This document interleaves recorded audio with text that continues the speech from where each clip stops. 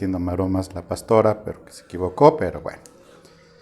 Vamos a comenzar porque fíjate que es una parte muy importante que tengamos extraordinariamente claro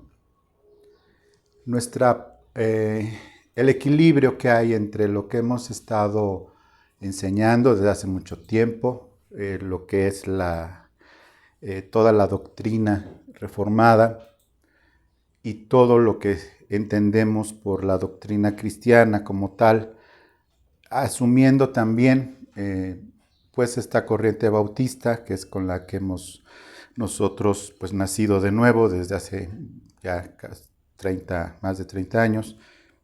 Y aquí algo muy importante es que conforme van pasando los años, me encuentro cada vez más ante un dilema que varios hermanos tienen con esta doctrina bautista reformada, que es para mí la sana doctrina, más que una cuestión sectaria. Es en donde el Señor, a través de muchos años de ser 100% bautista, de hueso colorado, como dicen, hay un testimonio de Charles Spurgeon que en un momento entendió lo que es la gracia a través del calvinismo y la reforma, y de hecho escribió un libro que se llama En defensa del calvinismo, que no es muy publicado por lo mismo que este bautista pues tan prominente en el pasado, en el siglo pasado, antepasado, el siglo pasado, y de repente sale como que la predestinación, el libre albedrío, la providencia, y en fin, fue un problema para él. Y a mí me llevó el Señor a esta gracia de que en un instante entendí la providencia de Dios, la reforma, me puse a estudiar, me puse a buscar exhaustivamente, pero la escritura.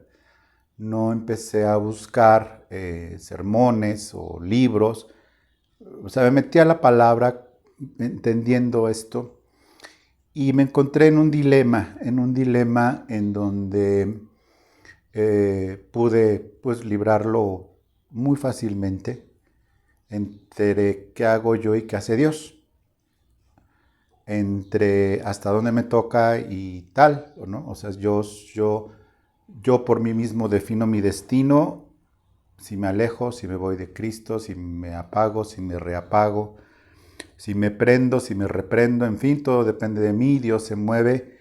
Y al punto de decirle a Dios, Dios, tú tienes la obligación de hacer lo que dice la palabra, tu palabra, y si no lo haces, no estás cumpliendo.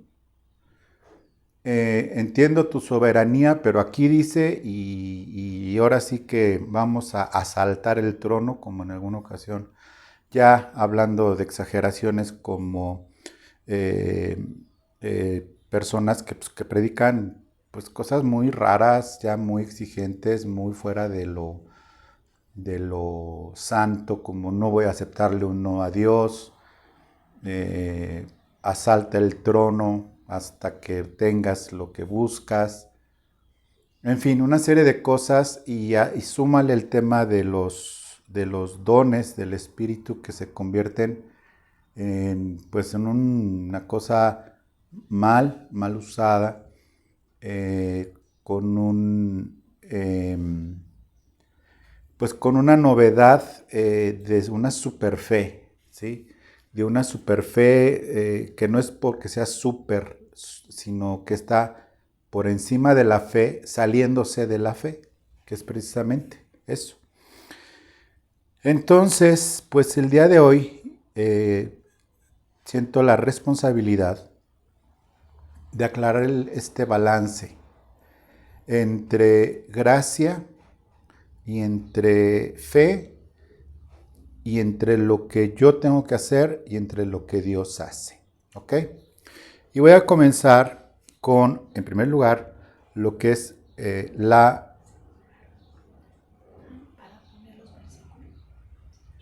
¿Sigo? Ok. Voy a leerte la definición de providencia, pero tuvimos un problema técnico, pero ya está superado.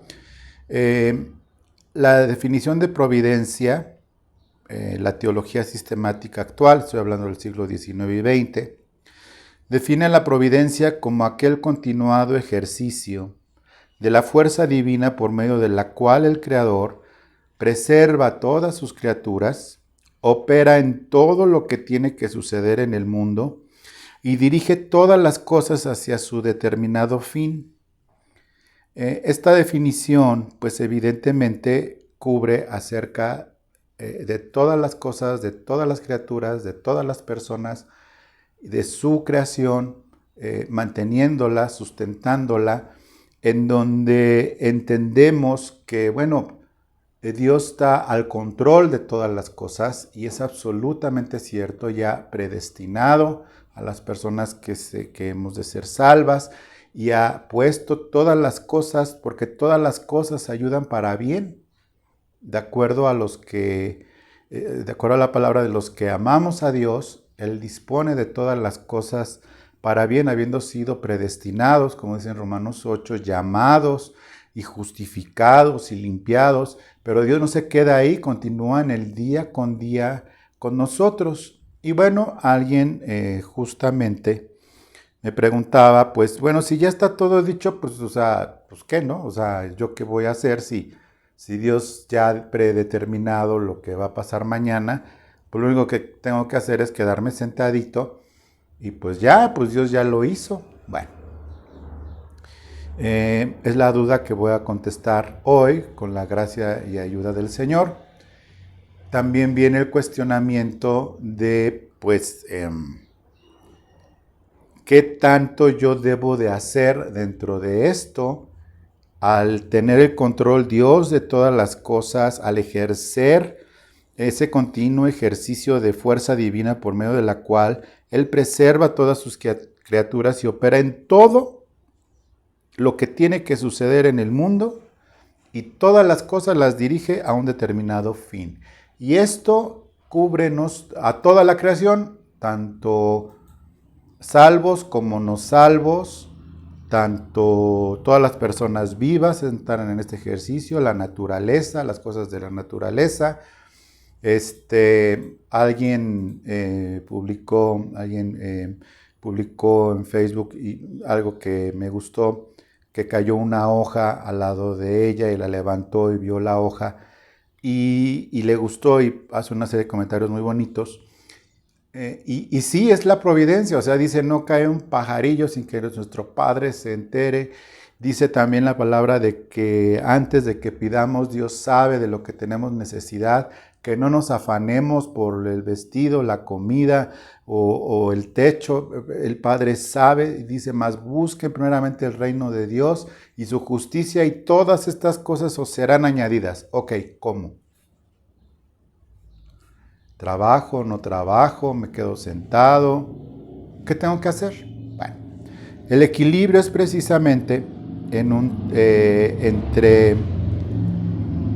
entre esto que hoy voy a enseñar, que es el Decálogo de Santiago. Yo lo he llamado el Decálogo de Santiago porque son así como las 10 cosas que él en forma imperativa dice que tenemos que hacer nosotros. Y Santiago, te recordarás que lo primero que dice habla de la sabiduría de Dios, habla de lo del tener doble ánimo. Dice en Santiago 1:8, el hombre de doble ánimo es inconstante en todos sus caminos. Y dice Santiago, a ver, muéstrame tus obras, muéstrame tu fe por medio de las obras. Y algunos que no conocen la Escritura dicen que es contrario a lo que Pablo enseñó, que es por fe, ¿sí? No por obras, aunque Pablo evidentemente se está refiriendo a las obras de la ley mosaica. Y Santiago está refiriéndose a las mismas obras, pero lo que dice Pablo se lo dice a los gentiles, a los que ya expliqué lo que son los gentiles, los no cristianos, los no judíos. Y la carta de Santiago está dirigida a los cristianos judíos. Y entonces Santiago les dice, a ver, muéstrame tu fe, pero muéstramelo con tus obras. Y unas obras muy superiores a las que viene en la ley. Porque Jesús dijo, bueno, la ley dice tal, pero Jesús enseñó que ojo, la ley dice ojo por ojo y diente por diente, y pues ahí te voy. Y Jesús dice, bueno, eso es la ley, pero yo les digo, perdonen a sus enemigos. Jesús dice, si les dan algo o se los quitan, denles más. Jesús enseñó en Mateo 5 muchas cosas que de verdad sorprendieron a las personas porque era un mayor, te dan uno en una mejilla, pon la otra, ¿no? Y pues eso de diente, ojo por ojo y diente por diente, pues ¿en dónde se quedó? En dónde quedó, pues todo, estaban pues sorprendidos y conforme pasó el tiempo fueron entendiendo las cosas. Entonces este mismo Santiago, cuando habla también de la sabiduría animal, terrenal y diabólica, cuando este Santiago habla de todo esto, llega un punto en donde al estilo de Santiago, dice en Santiago 4 del versículo 5 al 11, te lo voy a leer completito, va a aparecer en Reina Valera. ¿Sí? Va a aparecer, mientras te lo voy leyendo, dice, versículo 5, Santiago 4, ¿o pensáis que la Escritura dice en vano, el Espíritu que Él ha hecho morar en nosotros, nos anhela celosamente? Bueno, este solo versículo, déjame decirte que es un reto, ha sido un reto para todas las generaciones de los que se dedican a aprender hermenéutica, porque hay una razón. Santiago dice, o piensan que la Escritura dice en vano, el Espíritu que Él ha hecho morar en nosotros nos anhela celosamente. Bueno, el asunto es que esta cita no viene en ninguna parte de la Escritura, entendiendo el Antiguo Testamento, como la Escritura que cita Santiago. Y no cita no es textual, no es ningún versículo que hable explícitamente en el Antiguo Testamento que el Espíritu que ha hecho morar en nosotros nos anhela celosamente. Es más, ni siquiera es un dicho en el Nuevo Testamento con Pablo o con Juan, así como dice, se cita la Escritura. Entonces, pues aquí empiezan los problemas. Empezaron los problemas con este simple versículo porque, pues de alguna manera, bueno, pero ¿en qué parte de la Escritura? En ninguna. Es que Santiago, pues lo deriva de toda la Escritura porque en el Antiguo Testamento dice varias veces Dios es celoso, que Dios es celoso. No importa, le seguimos así. Perdón, es que iba a pasar en pantalla, pero no va a aparecer. Nada más ustedes sigan las citas. Bueno, entonces Santiago 4:5, este es el gran problema. El gran problema fue que, pues en ningún lado dice. Entonces, voy a leerte este mismo pasaje, pero en lo que viene siendo la Nueva Traducción Viviente. En la Nueva Traducción Viviente y después de un largo proceso de investigación, no de mi parte, sí de mi parte, pero porque no soy el único que lo sabe, sino de encontrar exactamente qué pasaba con esto antes de empezar con el Decálogo, porque se basa en esto el Decálogo de Santiago, de los versículos consecuentes. En la Nueva Traducción Viviente dice, ¿acaso piensan que las Escrituras no significan nada? Ellas dicen que Dios desea fervientemente que el Espíritu, no el Espíritu Santo con E mayúscula como está en Reina Valera 1960, sino que fervientemente que el Espíritu que puso dentro de nosotros le sea fiel, que nuestro espíritu le sea fiel a Dios, porque Él desea fervientemente que seamos obedientes. Y le da mucho sentido porque la palabra espíritu se escribe Espíritu Santo y espíritu se escriben exactamente igual, se escriben neuma. Pero la distinción que se hace de Espíritu Santo, neuma, y posteriormente dice lo que es santo, y es como en Reina Valera en castellano, para distinguir cuando se hace mención del Espíritu Santo, se puso con E mayúscula. En este caso, ya revisiones posteriores citan textualmente ese neuma, no trae la aclaración de santo, sino es neuma y por eso es espíritu. Entonces, entendiendo esto, y lo voy a volver a leer, ¿acaso piensan que las escrituras no significan nada? Ellas dicen que Dios desea fervientemente que el espíritu, o sea, nosotros somos espíritu, alma y cuerpo, que el espíritu que puso dentro de nosotros les sea fiel. ¿Sí? Hace mucho más sentido. Y viene aquí entonces, como esta introducción breve, ya empieza lo que es en sí el mensaje. Versículo 6. Voy a regresar a Reina Valera, entonces ya con la aclaración. Dice, versículo 6, Santiago 4:6, Reina Valera, dice, pero Él da mayor gracia. Y esto fue para mí una bendición, porque leí Santiago y cuando yo leía Santiago me sentía cada vez más pulga.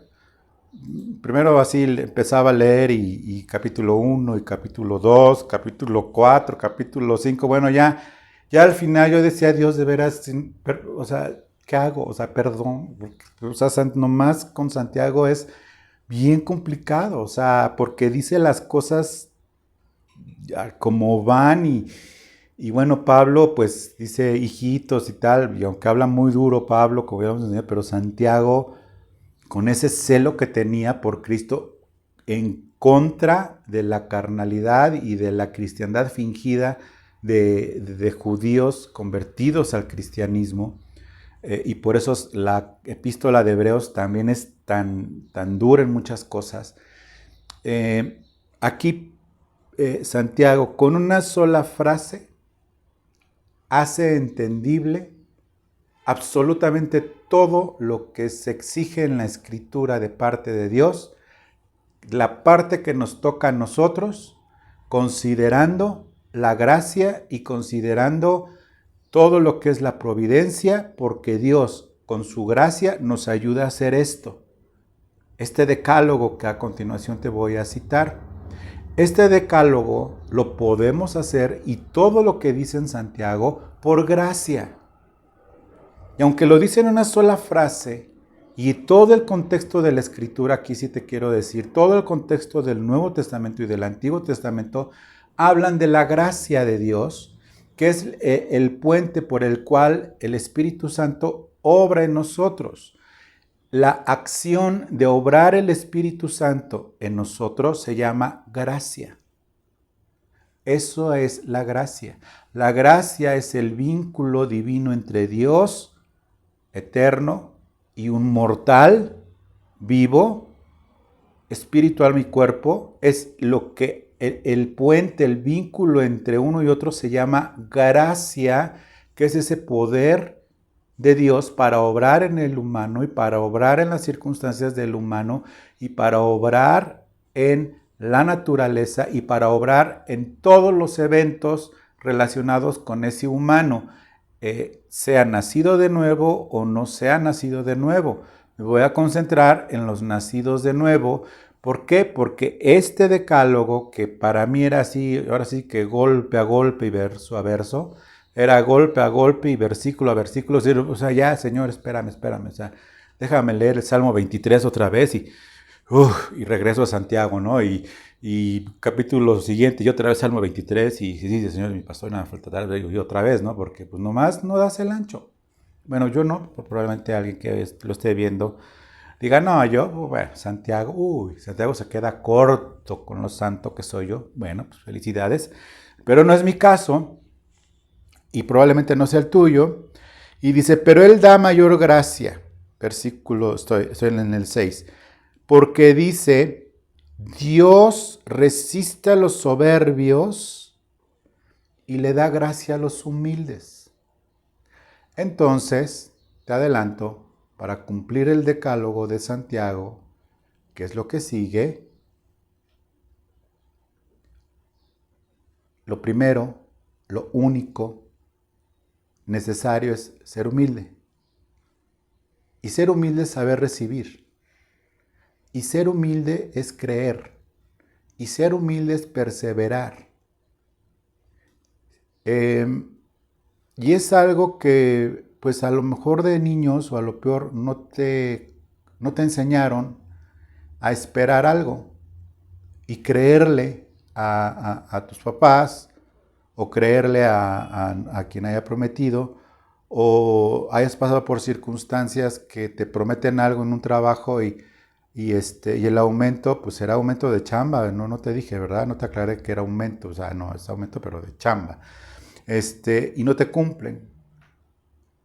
Y es un mecanismo completamente humano, normal, el desconfiar y el dudar y el creer, sobre todo si te enseñaron a que sí, para tu cumpleaños, sí, pero para el cumpleaños mío número 114, o sea, no, es para tal situación, o cuando hagas esto, entonces sí te hago. Bueno, aquí dice que Dios resiste a los soberbios, pero da gracia a los humildes.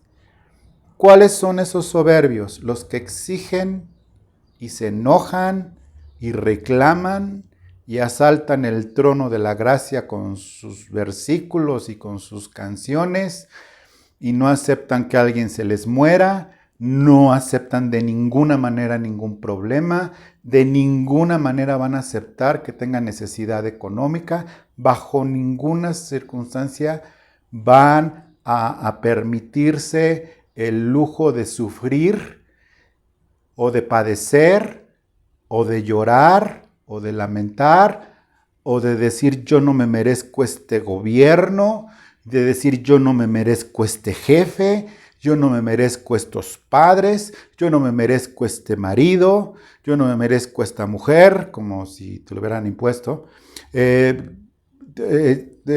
Yo no merezco sufrir, yo no merezco estos hijos.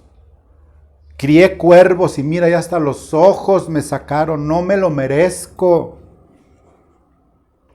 Esos son los soberbios. Y eso lo resiste Dios. Entonces, entre más una persona le exige a Dios que le responda a lo que está escrito, uno, no tiene una revelación de la gracia. Dos, no entiende para nada lo que es la providencia divina y la soberanía de Dios, de la disposición de todas las cosas y de que no hay nada imposible para Dios.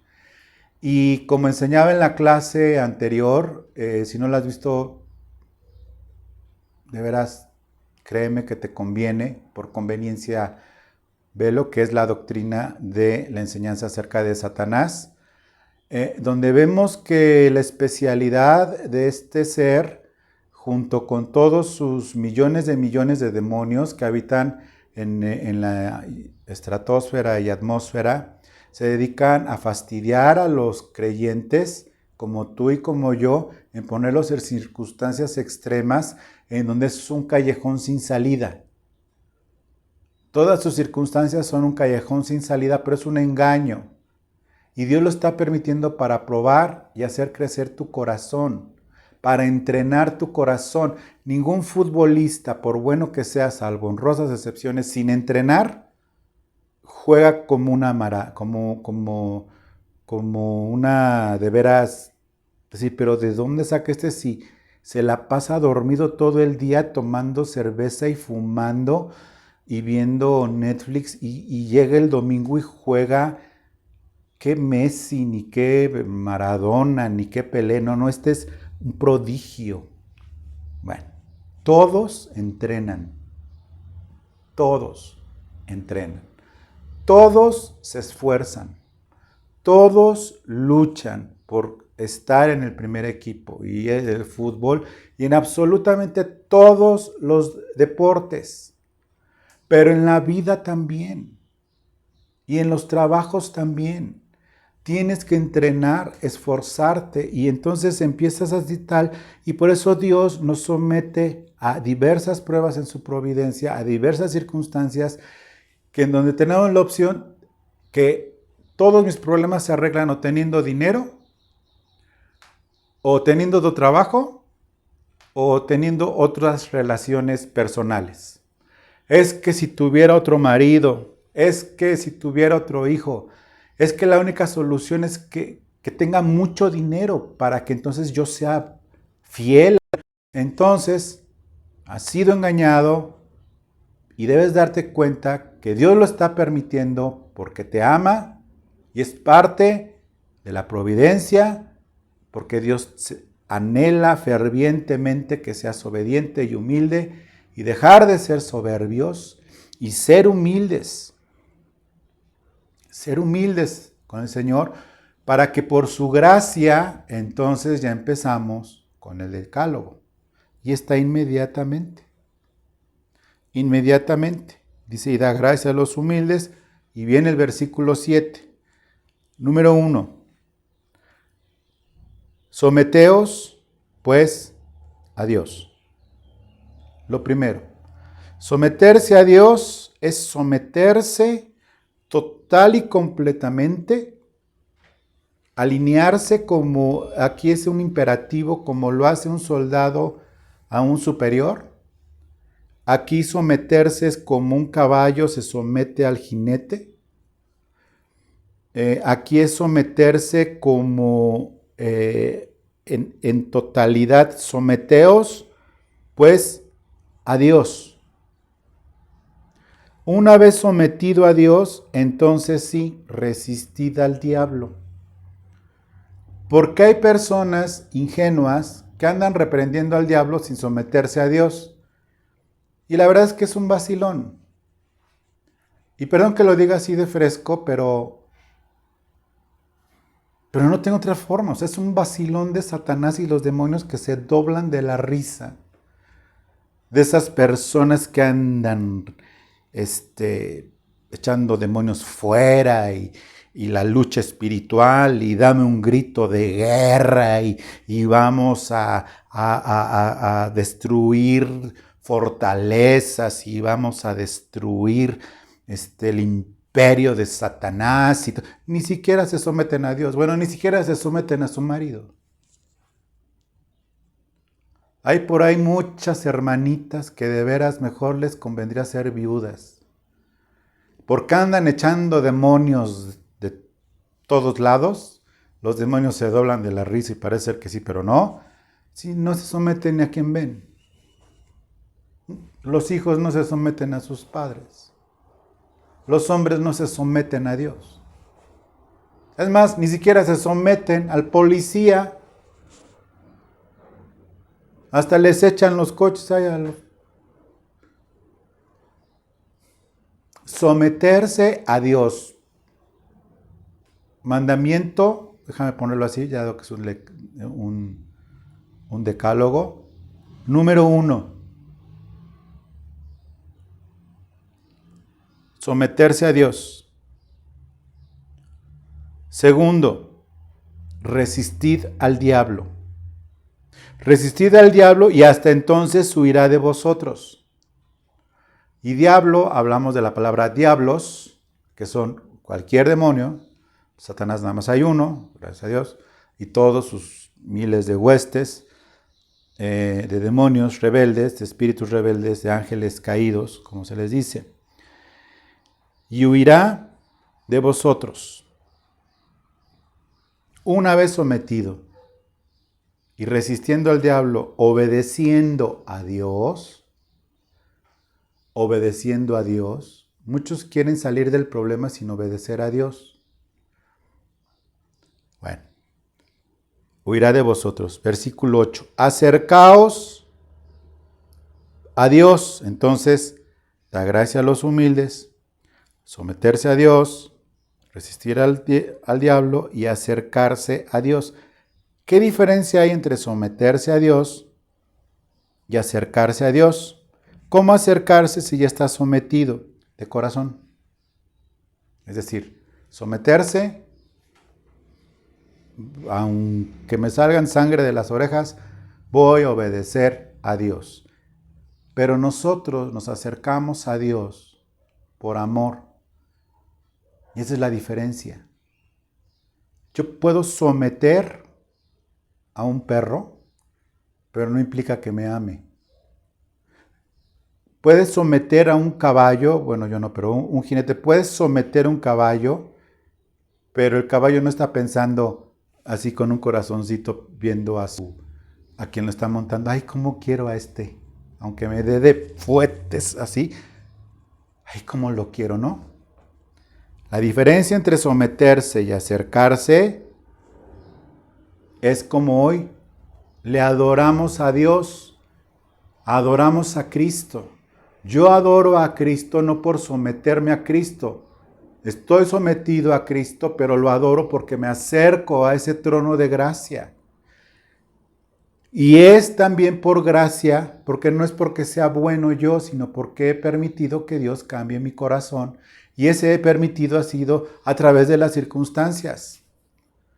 Unas maravillosas, pero otras muy difíciles, muy dolorosas. El cristiano que no sufre en este mundo, por favor, quítale el adjetivo de cristiano, ya no la religión, el adjetivo. O sea, no es posible. Y como podrás ver, este evangelio no se vende fácilmente. Este evangelio, este decálogo, no se predica. Se predica la prosperidad en muchos lados, no en todos, obviamente, gracias a Dios. Se predican muchas cosas y no voy a poner atención en ello. Pero esto es lo que se debe de hacer. Acercaos a Dios. ¿Y sabes cuál va a ser la reacción? Fidelidad. Y Él se acercará a vosotros. ¿Significa que si yo no me acerco a Dios, Él nos acerca a mí? Pues de acuerdo con esto, no. Mueve todas las cosas a favor, pero aquellos que piensan ingenuamente que se acercan a Dios congregándose en un lugar muy cool y que eso es acercarse a Dios, eso no es acercarse a Dios. Aquellos que piensan que Dios los anhela, no es cierto, Dios no los anhela. Igual a los soberbios, pero ni los voltea a ver. Dice en un proverbio, Dios ve al soberbio y voltea su mirada a otro lado. No resiste a Dios a los soberbios. Y mira que es Dios todopoderoso. Y no resiste a los soberbios. Incluso esos soberbios que creen que son y no son. Dios resiste a los soberbios y en esta fidelidad es acercaos a Dios y Él se acercará a ustedes. Así de fácil. Entonces no basta con oír este señor, o sea, yo. No digo joven porque no soy chavo ruco. Ruco sí, pero no chavo. Bueno, chavo ruco, ya sabes, ¿no? Cómo está la onda. Entonces, ¿tengo que ir a este señor? Pues no, tampoco. No.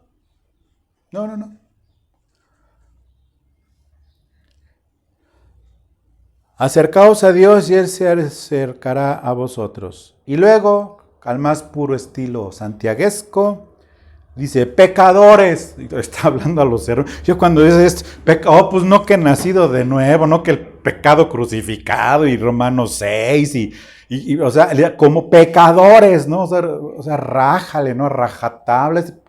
O sea, Santiago para presidente.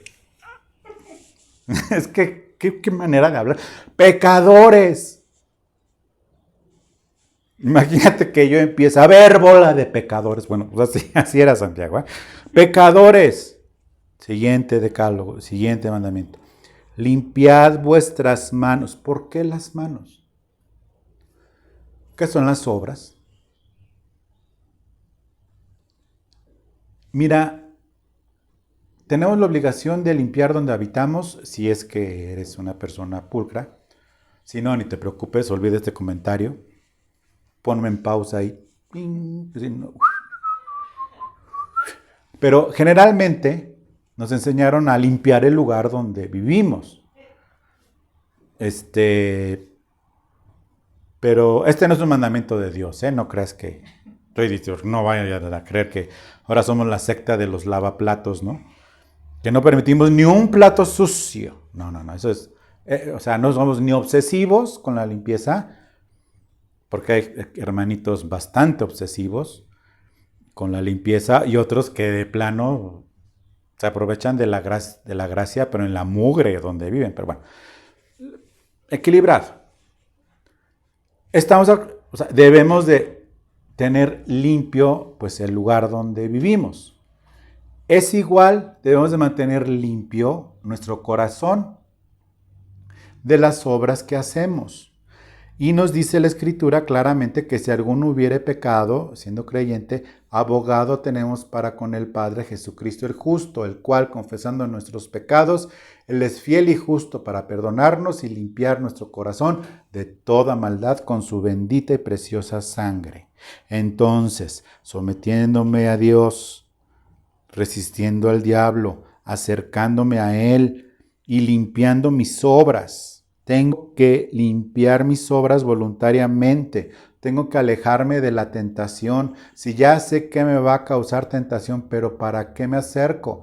Dios en su providencia puede permitir esto para que puedas, con la promesa que no va a haber ninguna tentación mayor de lo que puedas resistir. Y ahí es en donde se ve la providencia.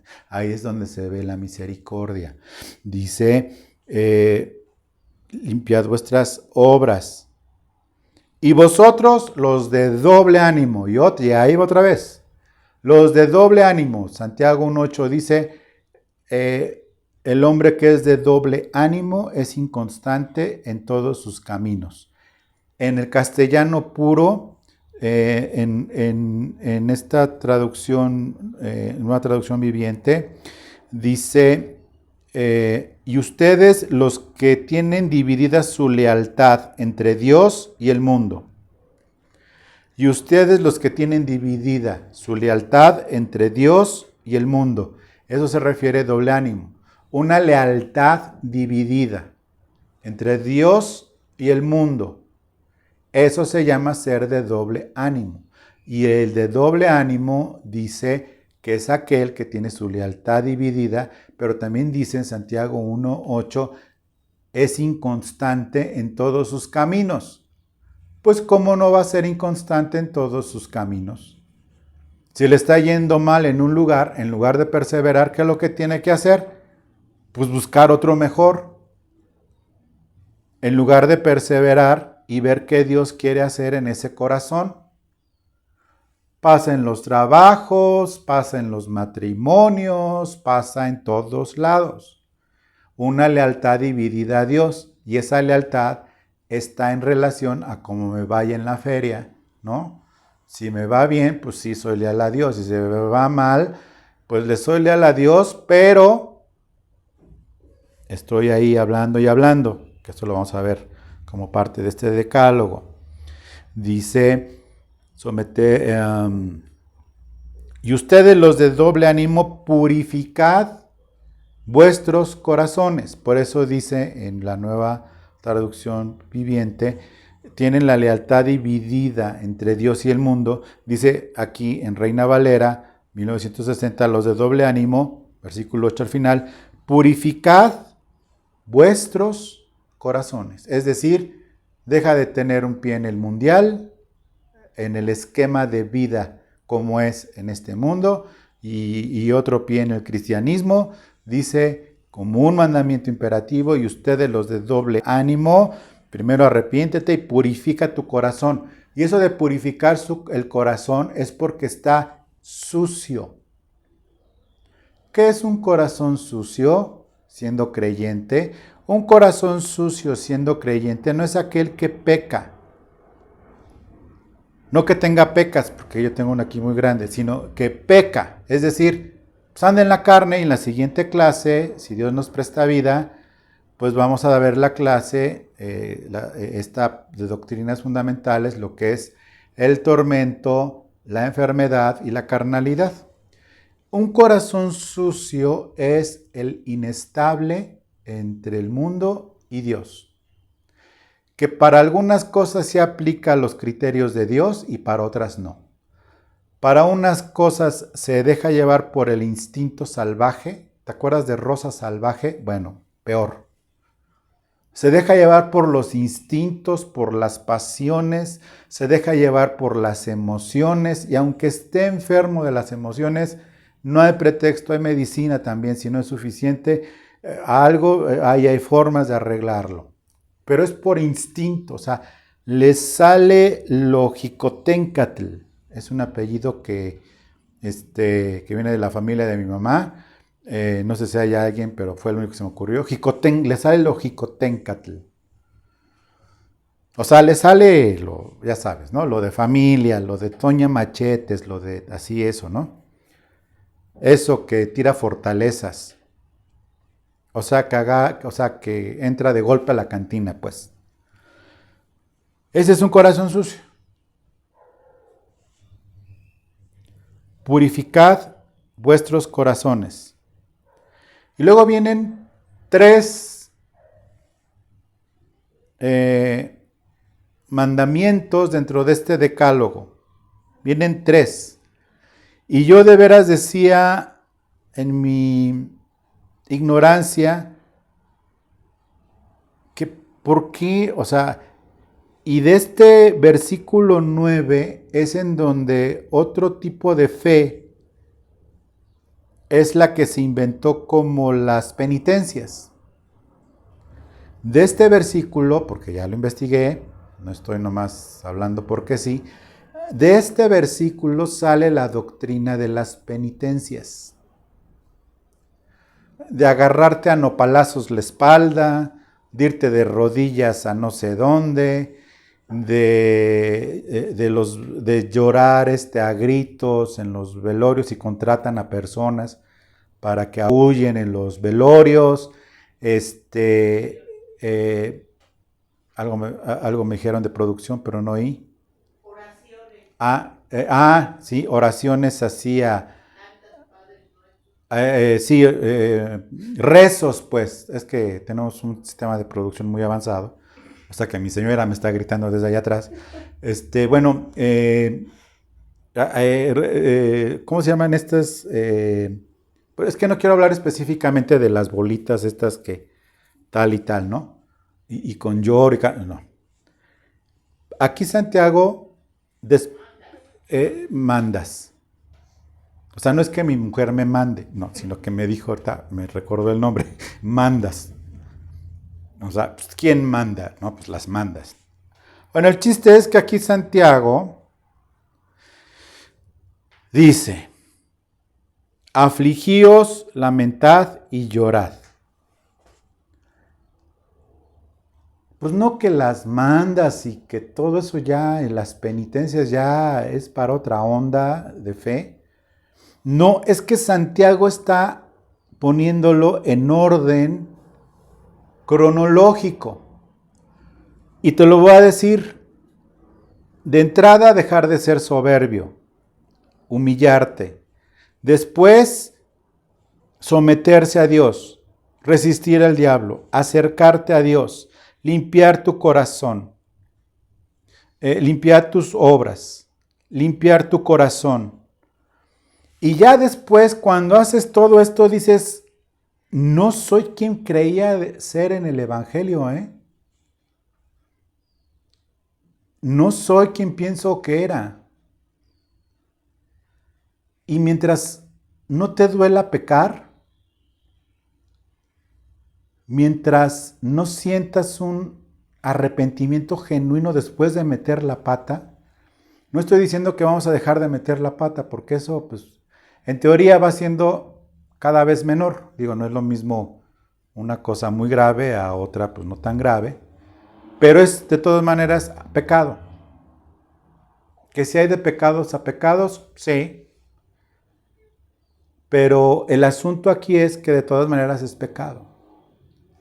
Y si no tienes ningún remordimiento, es porque todo lo anterior de este decálogo, todos los anteriores, no te han llevado a afligirte, a lamentar y a llorar para nuevamente salir corriendo, acercarte a tu Creador, Padre. Y esto de afligirse es la condición que en realidad se quebrantan, nos quebrantamos por la miseria y la perdición de que todavía estamos muy lejos de una santificación y de una santidad. Y cuando el Señor nos pone enfrente de un espejo, a nosotros mismos, a veces de las actitudes o de las cosas o de plano de las miserias, como lo hizo con Isaías, el profeta Isaías, en donde tuvo esta visión de Dios, en Isaías 6, y dice, estoy muerto porque estoy viendo a Dios y soy impuro de labios, soy inmundo de labios. Y se acerca un serafín, y es lo que vamos, bueno, se acerca un ser y le pone un carbón en la boca. No se te vaya a ocurrir ponerle un carbón en la boca a tus hijos, por favor, si dicen groserías. Pero esto le pasó a Isaías. Que Dios purificó los labios inmundos y de un profeta como Isaías. Imagínate de este que habla. O imagínate de este que me escucha. O sea, afligíos, lamentad, o sea, lamentarse, lamentarse porque Dios nunca va a rechazar a este corazón quebrantado y compungido por el pecado. El lamento es una reacción interior que corresponde a un quebrantamiento genuino. Y por eso Jesús dice, bienaventurados los que lloran, porque ellos recibirán consuelo. Esta es una manifestación ya exterior, llorar, de un dolor, de una tristeza. Y ahora hay mucha gente en estos tiempos de muerte. Hay mucha gente llorando, pero no quebrantada. No quebrantada a Dios. Hay mucha gente que está sufriendo. Y es entendible. No lo estoy juzgando, entiéndeme. No lo estoy juzgando. Es entendible el dolor. Pero no están quebrantados a Dios.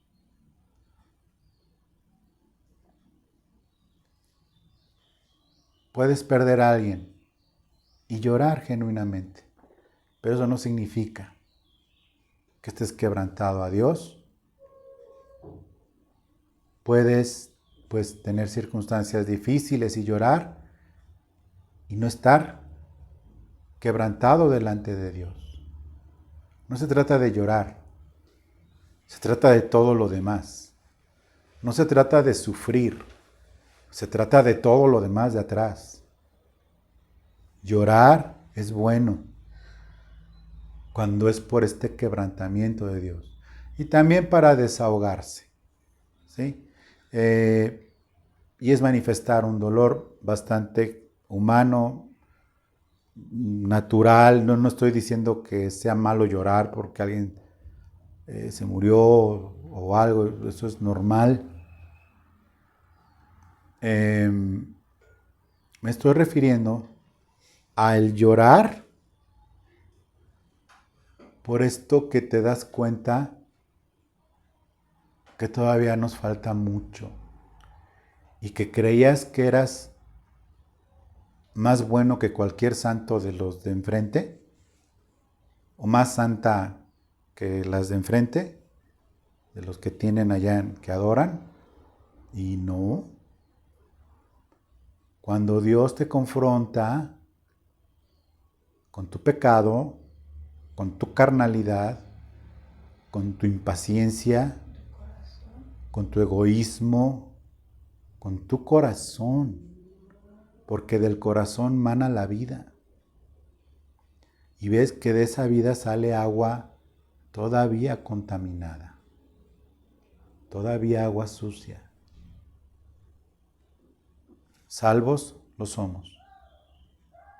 Pero ese proceso de santificación lleva toda la vida, pero no hay que obstruirlo. Afligíos, lamentad y llorad. Y viene una promesa en la Biblia que absolutamente nadie reclama. Vuestra risa se convertirá en lloro. Me acordé de una hermanita que una vez dije esto y dijo amén, ¿no? Ok, pues está bien, pues muy bíblica, ¿no? Pues bueno. Vuestra risa se convertirá en lloro y vuestro gozo en tristeza. Bueno, qué ganas de sufrir de Santiago. No, que es santo, hombre. Porque de manera natural la soberbia y el orgullo te lleva a las personas pues a vivir una vida y que hoy se ríen.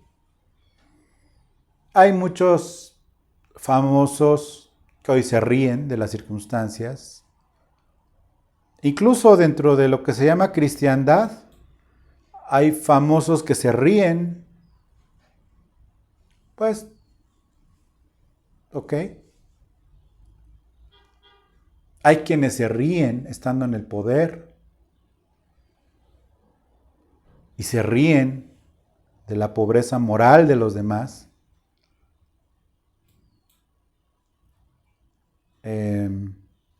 Su risa y su gozo se va a convertir en lloro y tristeza.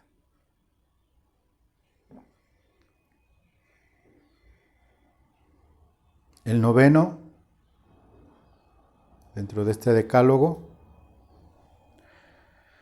termina como empezó. Humillaos, dice nuevamente, el principio y el final consiste en la humildad. Humillaos delante del Señor. Y la promesa que está rebasa por mucho cualquier venta barata de prosperidad, de abundancia, de sobreabundancia, de hiperabundancia, de recontrarchi superabundancia, de todo. O sea, esto rebasa cualquier promesa supuesta de beneficio terrenal. Porque no entendemos lo que significa que Dios os exaltará, que Dios te levante y te va a exaltar en un lugar de prominencia. No en esta vida, te lo aclaro, y si es en esta vida, bendito sea Dios. Pero yo no quiero que Dios me exalte en esta vida. Yo no quiero ver hacia abajo a nadie, porque supuestamente Dios ya me exaltó. No. Humillaos pues a Dios y Él los va a exaltar. Dios nos va a poner en alto, significa literalmente, a poner en alto. Y dentro de este decálogo, para terminar, está lo último, el 10, que es el versículo 11. Hermanos, todo lo anterior se echa a perder gracias a tu boca. Hermanos, no murmuréis los unos de los otros. Y aquí ya le bajó Santiago. De pecadores y almas adúlteras, le bajó a hermanos. y por eso es el último. Es decir, ustedes de doble ánimo y los ricos van a llorar y empieza almas adúlteras y esa sabiduría es de satánica. Ya después de toda la repasada que nos dio, aquí ya le baja a hermanos.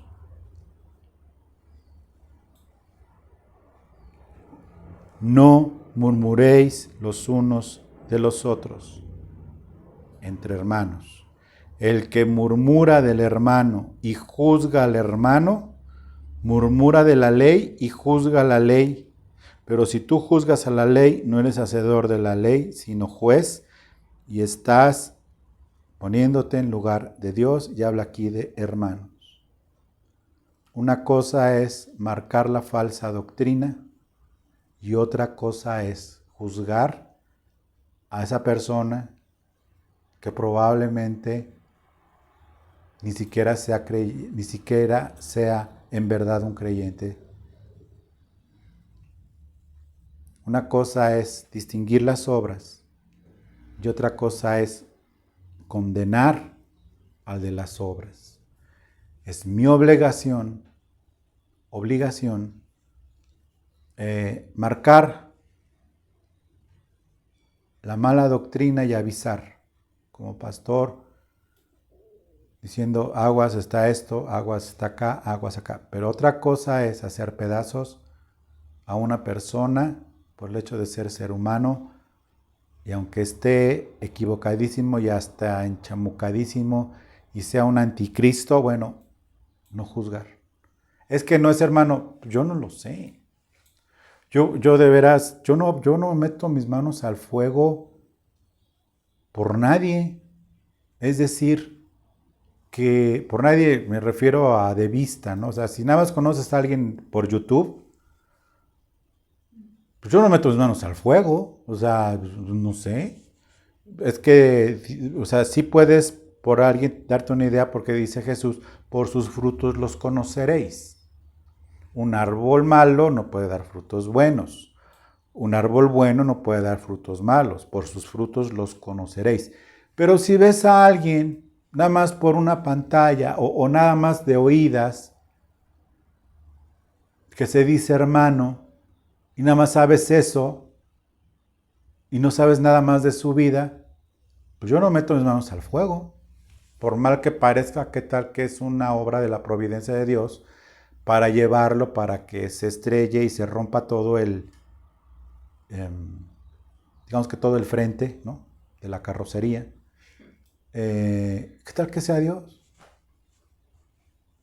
Yo no lo sé. No conozco sus frutos porque no lo conozco de oídas, como Job conocía a Dios, de oídas te había oído.